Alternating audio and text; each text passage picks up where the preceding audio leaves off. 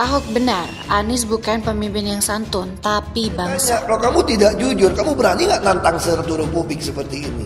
Itu yang saya bilang, nggak usah di print, di spin. Nanti kalau kenapa? Makanya lain kali nggak usah masuk sini lagi, nggak jelas kalau gitu. Saya tegasin, kamu juga nggak usah neken-neken saya dengan media. Saya nggak pernah takut. Saya nggak pernah takut sama kalian, jujur aja.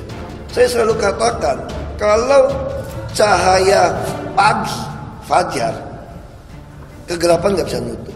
Berhentinya Anies Baswedan di bulan September ini juga menyedihkan.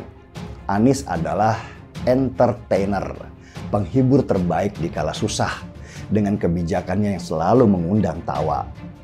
Mungkin beliau adalah pejabat terlucu yang pernah dimiliki oleh Indonesia.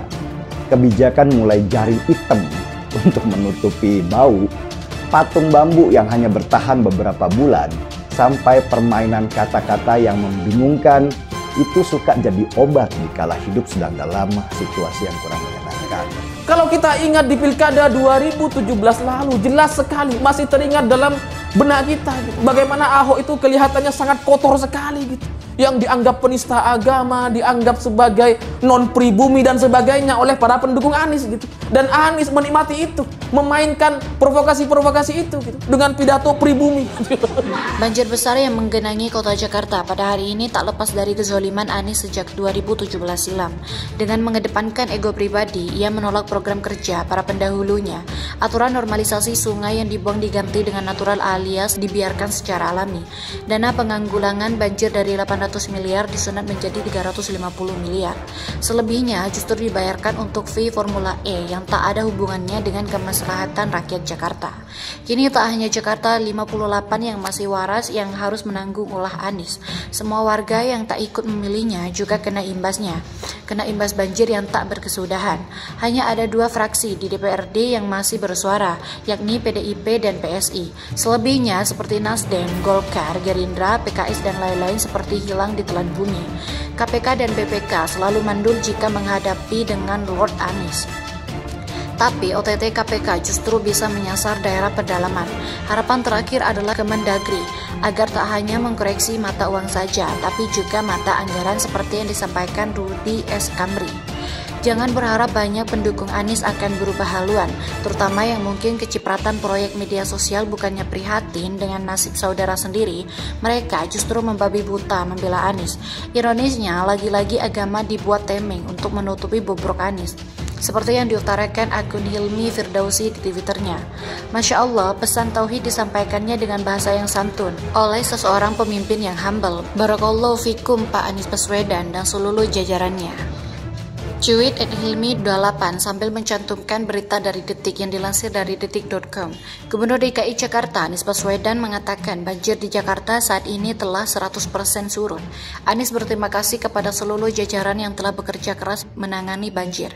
Alhamdulillah atas izin Allah pada hari Minggu, 1 hari kemudian 99,9% sudah surut. Ini terjadi lewat kerja keras seluruh jajaran untuk melakukan pemompaan di tempat-tempat yang terdampak. Kemudian pada hari Senin dini hari jam 3 WIB pagi tadi dipastikan bahwa 100% sudah surut. Kata Anies saat apel di halaman Balai Kota DKI Jakarta, Jalan Medan Merdeka Selatan, Jakarta Pusat pada Senin 22 Februari 2021. Anies menerangkan saat ini roda perekonomian dan kegiatan pemerintahan telah berjalan normal kembali. Anies mengklaim hal itu karena upaya dari seluruh jajaran-jajarannya yang mampu mengendalikan dampak dari curah hujan ekstrim beberapa hari lalu. Jadi, alhamdulillah hari Senin pagi seluruh kegiatan perekonomian, kegiatan pemerintahan bisa berlangsung tanpa adanya gangguan sedikit pun akibat curah hujan ekstrim pada hari Sabtu yang lalu, kata Anies. Saya ingin menyampaikan terima kasih pada seluruh jajaran yang bekerja ekstra keras untuk memastikan bahwa semua dampak dari curah hujan ekstrim tersebut bisa dikendalikan, imbuhnya. Lain klaim Anies, lain pula fakta di lapangan. Nyatanya hingga hari ini semua pemberitaan masih fokus dengan banjir di Jakarta. Bahkan daerah yang tak pernah kebanjiran kini ikut merasakan dampaknya. Banyak foto mobil-mobil baru hanyut terbawa arus banjir.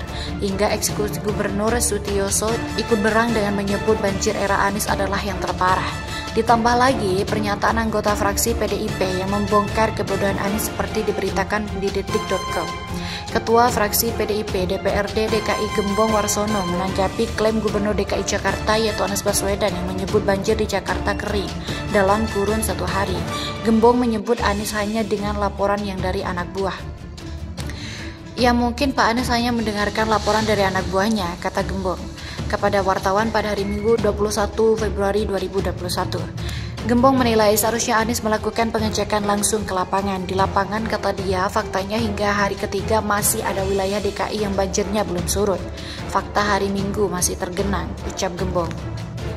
Gembong menyebut Pemprov DKI gagal melakukan pencegahan antisipasi banjir tahun ini.